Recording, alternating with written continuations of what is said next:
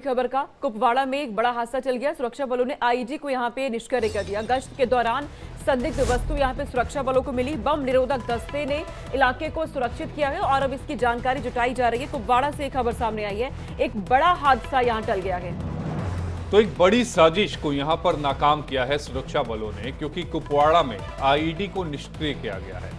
गश्त जब कर रहे थे उस दौरान संदिग्ध एक वस्तु मिली और उसके बाद फिर बम निरोधक दस्ते ने पूरे इलाके को सुरक्षित किया है। आईईडी को डिफ्यूज किया गया है। कुपवाड़ा की तस्वीरें भी हम आपको दिखाएंगे। तो कुपवाड़ा में एक बड़ा जो हादसा था वो टला है।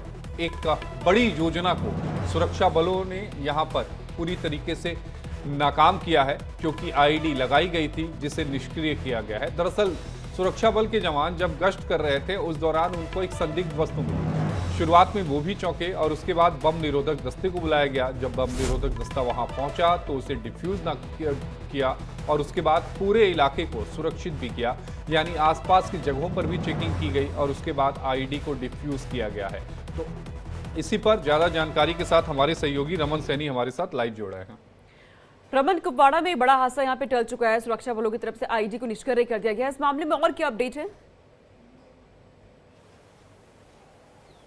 जी हाँ, बिल्कुल। देखिए, ये एक बहुत बड़ा हादसा जो है वो कुपवाड़ा का हंदवाड़ा का विलीगाम इलाका पड़ता है। विलीगाम का हफराबाद विलेज है, जहां पर ये आईडी जो है वो आतंकियों की तरफ से प्लांट की गई थी। और निश्चित रूप में क्योंकि हंदवाड़ा से कुपवाड़ा होते हुए लाइन ऑफ कंट्रोल की तरफ रास्ता जाता है, तो वहां पर जो सुरक्षा कर्मियों की गाड़ियों का आना जाना है वो अमूमन लगा रहता है। इसीलिए ये माना जा रहा है कि सुरक्षा कर्मियों की गाड़ियों को निशाना बनाने के लिए इस आईडी का प्लांट किया गया था। और जब सुबह यहाँ पर रोड ओपनिंग पार्टी भारतीय सेना की जब निकलती है, वो निकल रही थी, उस समय उसे इस चीज की डिटेक्शन हुई, कोई सस्पिशियस चीज की डिटेक्शन हुई। तुरंत वहां पर ट्रैफिक को रोककर जैसे ही बम डिस्पोजल स्क्वाड को मंगाया गया और मेटल डिटेक्टर से जब चेक हुआ तो वो मालूम चला कि आईईडी है। और आईईडी भी कोई छोटी आईडी नहीं थी, 12 किलो की ये आईडी जो है वो बताई जा रही है। और अगर ये ब्लास्ट हो जाती तो बड़ा नुकसान जो है वो पहुंचा सकती थी। आनंद फानन में बम डिस्पोजल स्क्वाड ने पूरी तरीके से घेराबंदी कर इस आईडी को जो है वो उसी जगह पर एक कंट्रोल ब्लास्ट के साथ जो है वो डिफ्यूज कर दिया गया, क्योंकि अगर इसे मैनुअली डिफ्यूज करने की कोशिश करते हो सकती थी ये ब्लास्ट हो जाती, जिसमें नुकसान उठाना पड़ सकता था। इसीलिए सुरक्षा बलों की अब रणनीति है कि अगर कहीं पर कोई आईडी मिलती है, उसी जगह पर और एक्सप्लोजिव रखकर एक कंट्रोल ब्लास्ट के साथ इस आईडी को पूरी तरीके से निष्क्रिय कर दिया जाए, ताकि वहां पर जो खतरा आईडी के चलते बना हुआ है उस खतरे को पूरी तरीके से निपटा जा सके। ये कोई पहली ऐसी घटना नहीं है। हमने इससे पहले देखा कि किस तरीके से साउथ कश्मीर, क्योंकि ये नॉर्थ कश्मीर का इलाका पड़ता है, इससे पहले साउथ कश्मीर के इलाके में भी कई बार इस तरीके की आईडीज को प्लांट कर सुरक्षा कर्मियों की टीम को नुकसान पहुंचाने की कोशिश जो है वो की जा रही है। लगातार जो इंटेलिजेंस इनपुट भी मिल रहे हैं वो ये बता रहे हैं कि जम्मू कश्मीर में आतंकी संगठन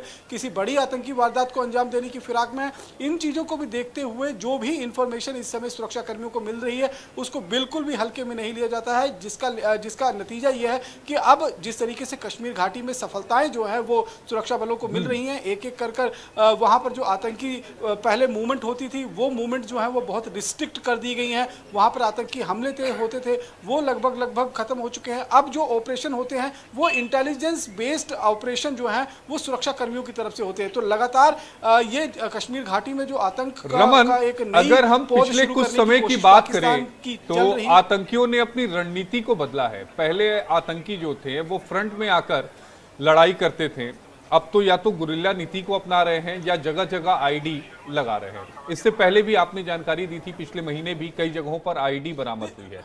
और एक पैटर्न ये भी है कि जैसे जैसे बर्फ पिघलती जाएगी वैसे वैसे इनकी तरफ से घुसपैठ की जो कोशिशें हैं वो और ज्यादा बढ़ती जाएगी, यानी घाटी में अशांति कायम करने की इनकी जो मुहिम है वो फिर से एक बार वो शुरू करेंगे। हालांकि अभी तक जवानों ने पूरी तरह से इनको नेस्तनाबूद किया है।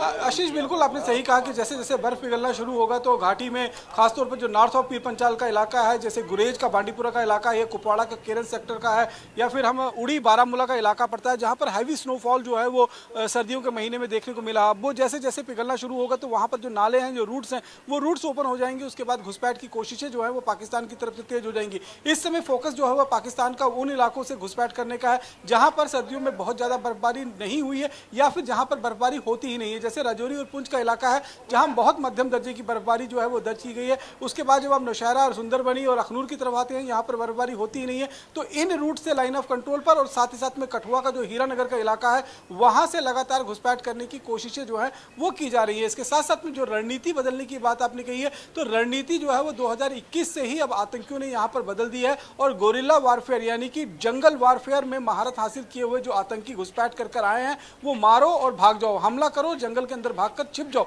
ये रणनीति जो है उनकी तरफ से अपनाई जा रही है। क्योंकि उनको मालूम है कि जब वो कोई हमले को अंजाम देंगे और उन आतंकियों की तलाश में सुरक्षाकर्मी जंगल के बीच में जाएंगे, तो वो जंगल के अंदर से सुरक्षा कर्मियों की पूरी मूवमेंट जो है उसको ट्रैक कर सकते हैं और ज्यादा नुकसान जो है वो पहुंचा सकते हैं। इसीलिए हमने देखा कि 2021 और 2022 में सुरक्षा कर्मियों को ज्यादा नुकसान उठाना पड़ा, क्योंकि रणनीति नहीं थी, ये रणनीति का पता नहीं था। और अब जिस तरीके से आतंकी अगर हमला करके जंगल में छुप भी जाते हैं, तो खासतौर पर रात के अंधेरे में सुरक्षाकर्मी की टीम जो है वो जंगल के बीच में नहीं जाती है, या फिर जंगल में जो अगर ट्रैक करना पड़ता है तो स्पेशलाइज्ड टीम को वहां पर भेजा जाता है, ड्रोन और हेलीकॉप्टर की मदद से उन पर नजर रखी जाती है और ये कोशिश की जाती है कि वो जंगल से बाहर निकले। तब आतंकियों की तरफ से जो भी वहां पे नापाक हरकतें करने की कोशिश हो रही है उसे नाकाम किया जा रहा है। शुक्रिया रमन, तमाम जानकारी हम तक पहुंचाने के लिए।